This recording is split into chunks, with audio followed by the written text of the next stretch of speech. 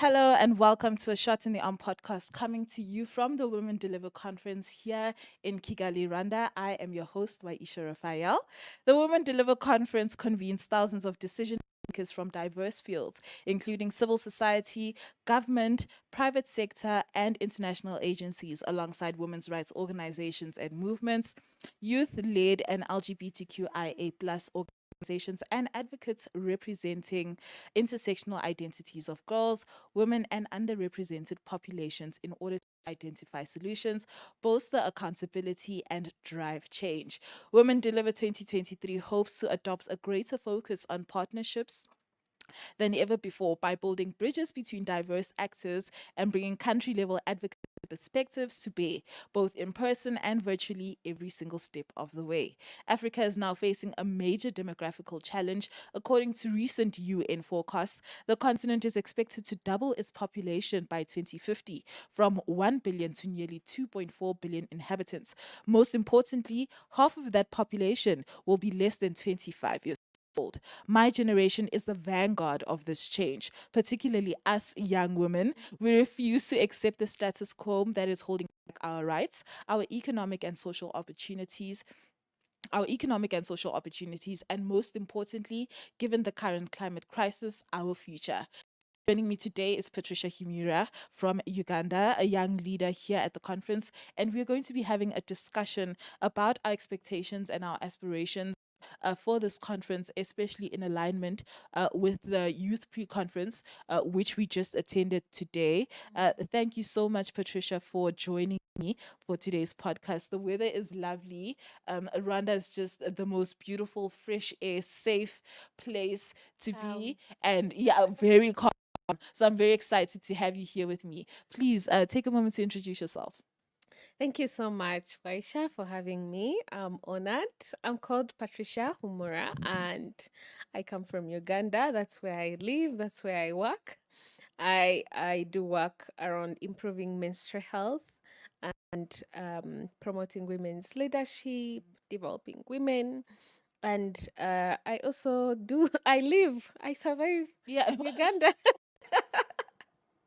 Oh my gosh. Thank you for that, Thank you. Patricia. So now that you've introduced yourself, I think we can get to the meat of it. And I'm going to start by outlining the objectives that we were actually given from Women Deliver about this conference, which can give us a little bit of what to expect. They have given us expectation, which we are hoping that they meet. We hope that they meet the standard that they've set for themselves. So part of these objectives include catalyzing collective action to advance gender equality, holding leaders accountable, empowering the feminist movement, reframing who leads, and creating space. Now, according to these objectives, what do you think are the biggest issues that young African women are facing today? Okay, thank you so much. I think that issues are quite many. Mm, They are quite many issues and challenges that young African women experience. But I will speak more to health, which is my passion, sexual and reproductive health and mm, rights, and menstrual justice, where I have worked.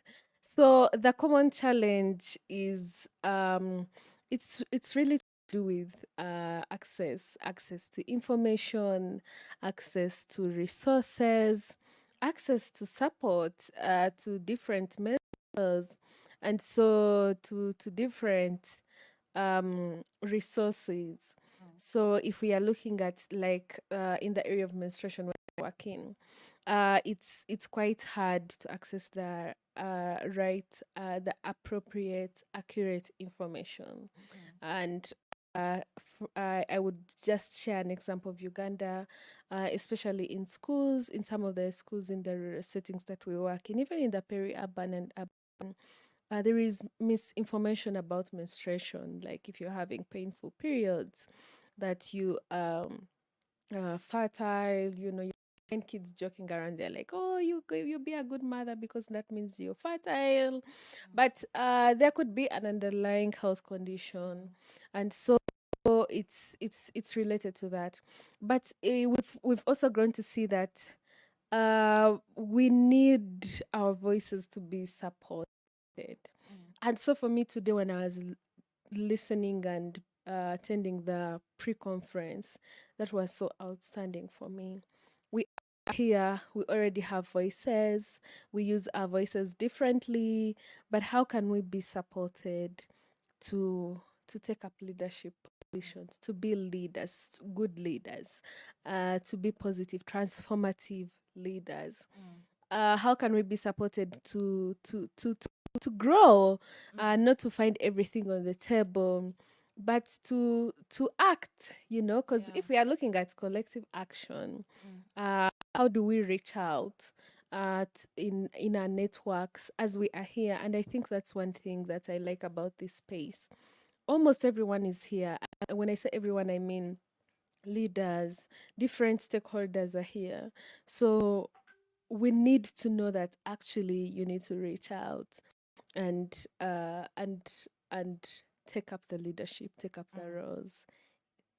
Thank Yeah, you. no, thank you, Patricia. That's actually very valid. And I want to also, just talk a little bit about misinformation. I think there's a lot of misinformation, and that creates a lot of challenges for young women, especially Mhm. when it comes to our, we don't have correct access to that information about Mhm. the things that are happening in our bodies, that will eventually happen Mhm. in our bodies, what happens when you don't take appropriate action to protect yourself, or how you can get access to certain resources. Some people don't even know that, oh, like you say, like there's access to resources that we don't know about because we don't have the appropriate information about our own bodies and what we go through. So thank you for that, Patricia. What do you think you took out of the conference today in alignment with the work that you do, with period equity, like you said, with leadership advocacy? What did you take from the pre-conference that we just attended? Okay, thank you. I think for me, the lesson learned is people who are in this room, people who are here, they all worked hard, or they engaged in, they got networks, or they are doing work around promoting gender equality, and that means that as a young woman, I also need to, if I am interested in something, I have to take an extra mile, Mm. network, reach out, and take up the leadership, act in my community. So I felt like there is need of reinventing um, our leadership approaches. Mm. I had uh, I had the CEO of Women Deliver, Maliha, stress that people here are already leaders and they already have voices, but how are we supporting them? Mm. And then I also had the CEO of global of of global women. Mm. uh uh I think Women for Global, no, it can't be Women for Global Fund. It's it's Global Women Yeah. funding. Mhm. It's a funding, a women's rights organization. Say that young people who are in these spaces should not just register, Mm. sit down to register participants or attendees. They should not only, run social media accounts, but they should be taking up the roles in this space and even way back. And that is what is happening, and that is why we are struggling. So even when we have volunteers, you have their time, they support, but how are you also contributing? Mm. And are you also considering that they could be um they're having some expenses that they are meeting? So it's more like, if you are out there and you're a youth leader, footsteps that you're following, Mm. are they transformative? It's more like this system that is already in place, we have to invent it in how we lead, in how we take action, Mm. and in how we also mentor. So if even the people who are mentoring us, those who are uplifting us, those who are Mm. guiding us, have some uh, habits that are not transformative, that not promote gender equality, Mm, then that means that we are not doing the right thing. yeah. So it was like really my main takeaway. Thank you. Thank you, Patricia. And I want to know that, so you took that from the pre-conference, and I have to say that what I took from it, like you say, is that we as young women and activists and advocates and feminist organizations often take us on, and they're like, okay, you're going to volunteer, or run our social Mm, media for us, or do this, you're going to be handling, taking down, doing data handling. But it's like in the conversations where we need to be present, where we have something to contribute. I mean, whether or not you went to university, just by virtue of the fact that you're a young mhm. African woman, you have something to contribute, because your story, as much as you're an individual, it's the story of so many young African women out there who just don't have the platform. You have it, and they must make the space for you to speak up. Yes. So, like I said, you are a young leader attending this Women Deliver conference. Mhm. What does that mean to you and for your work that you're doing and for your organization? Okay. I think for me it's more of uh you have to you have to pay it forward Mm, for your community. You have to pay it forward for the different young women and girls, and you have to pay it forward for your country, for African women and girls, for all the people whom we work with, because being in such a space is not an opportunity I do not take for granted. mm, And I'm glad to be here. But I also think that I have to live when I'm different, mm, and I am already feeling so transformed in my thoughts, in my actions. I just want to make use of every minute, every hour, and for the right reasons. mm, So when I was growing up, I didn't grow up from capital city, but I really look forward to living in a capital city because I felt like it's where all opportunities are. I also felt like maybe there is better life. Yes, there is better life. Opportunities are everywhere, and I think that it's always important to tap them, to connect, to reach out. I think one of the things that has come out of the youth pre-conference is also to believe in ourselves. At some moment in life, you want to stop. You're like, no, I'm done. You're questioning yourself, but I think now I believe that I am made for more, and I to reach out for help. I think for us as young women, we also fear reaching out to be assisted for help, mm, yet we can't do everything alone. You can't do something alone. And that's why we are all here like collectives of people. So I feel like transformed. I feel challenged. I feel like I have a lot to do. But then because I have people to consult, then I believe that this is like also an opportunity to consult, to contribute back to the community. And lastly, I feel like I am accountable. When they say holding leaders accountable, they don't necessarily mean the government leaders. I am a duty bearer in different ways. I am a right holder, yes, but I am a duty bearer as well. So I have to take action. So like now, when I want to reflect, and I think also part of action is this, mm, as we are sharing our reflections, mm, and I would like to reach out to more people and consult with them, share with them work we are doing on menstrual health. How can we improve it? How can we grow our programs? How can we support more young women? And I also think that I want to be different in every space I go in, like to be a seen and like, oh, she's a leader. mm, I the other thing is that everyone who is here, you can see that people have the self drive.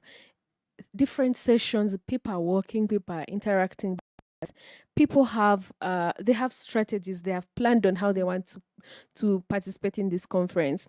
So even me, that means that I don't have to just be there and I'm like a young African woman, I have to achieve this. No, I have to plan, I have to strategize, I have to engage, I have to consult, and I can do this alone. Mm. So those are some of the things that I am really Yeah, taking away. no, really, as a young leader myself, I think being so when I signed up for Women Deliver Okay. and became a young leader, that was in 2019, 2020. Okay. So it's been a long time coming, waiting for this conference. Obviously, things were delayed because of COVID, Yes, but yes, it's yes. been a long time coming. And I think it means more because the person that you were when you decided to become a Women Deliver Young Leader and the person that you are now, there has been so much growth, so much more understanding.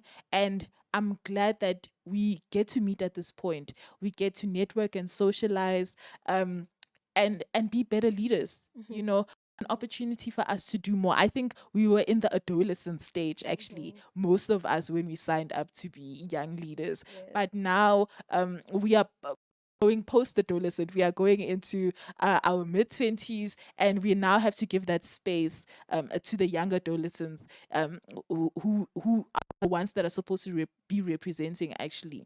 Mm. So it really means a lot to be here and be able to connect, like you say, with people that you wouldn't normally get the opportunity to connect with. And I think that this space is so important, and do all the work that you can. I mean, we have a beautiful background for the work that we want to do. We must just make sure to be present in every single moment. And I want to ask you now, Patricia, with the work that you do with your organization, according to the objectives that Women Deliver has set for this conference, according to the themes, what do you think? Or rather, do you think that there are any gaps in advocacy, in activism, in representation? Okay, thank you. I think I'll speak more to Mm, representation.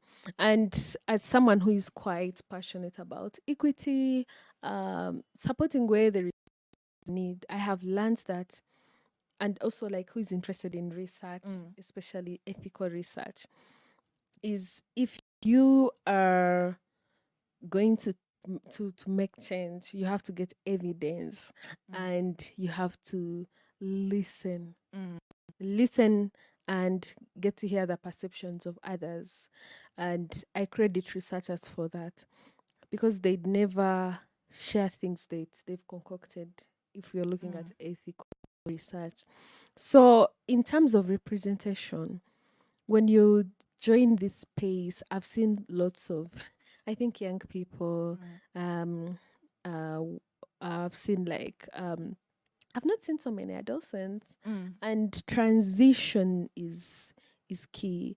And most of the gender inequalities that we are seeing are because of how they've been socially constructed, and we've learned so many let me say negative norms because of our adolescent stage. mm, And so as you transition, you're used to doing something. mm, But if you, the things they taught us when we were little as we were transitioning that are positive, we do not do. mm, So that means that in this space, it would have been good to have a balance of adolescents. Let's invest in them because mm, they are a resource. mm, We're building the future, but we can't go without the people who will be in the future. mm, Even much as we're going to go back home and reinvent, think through, reflect, and cause impact, change, positive change.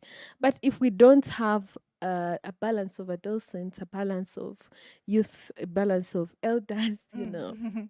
it's um it's it's something will not be balanced for sure. So that's what I would really look at. And the other thing is, while Women Deliver is has done a great job of bringing us here and different partners supporting us, I also think that it would be good for our governments to learn from Women Deliver. Organizing such a conference. Mm, We've been preparing to come here, mm, and now we are here, and we would want the call to action that comes from this space to be to be a follow up, especially by our government, Mm, and let there be action. It would be good to see these follow ups engage different people, mm, not just a boardroom. mm, Today we learned of, if you really want to do something, you have to do it in the means that you can, do it. mm, If you want help, if you've seen a donor and you believe that actually this donor can assist my programs, send that email. mm. So I think even in follow up meetings, everything, let's have a balance of all genders and of all different people. Yeah. Thank you. Thank you for that, Patricia. And just as you're talking about calls to action, I hope I won't be forcing you to repeat yourself. We know that there are many young Africans attending this conference, and we know that there are many young Africans at home who may be listening to this or watching this. Mhm. Um, and seeing that you have the stage right now, what is your call to action to government, to policymakers, and leaders out there that have the power to make changes that actually matter to us as young women? What is your call to action to them? Okay, thank you. I think for me, my call to action would be to, because it's good they listen and take action, but it would also be good for them to be open minded in the decisions that they would like to take, and to contextualize them. Mm, So we are here and we're different from different countries. You're from South yeah, Africa, and maybe South Africa is having a different experience of menstrual injustice, mm, and I am from Uganda. So it would really be good to ensure that the different countries that are here can contextualize the type of support that they need, mm, and then when we go back, we ensure that the follow-ups are also in line with what we need, for sure. Not saying we hold leaders accountable, but accountable in what?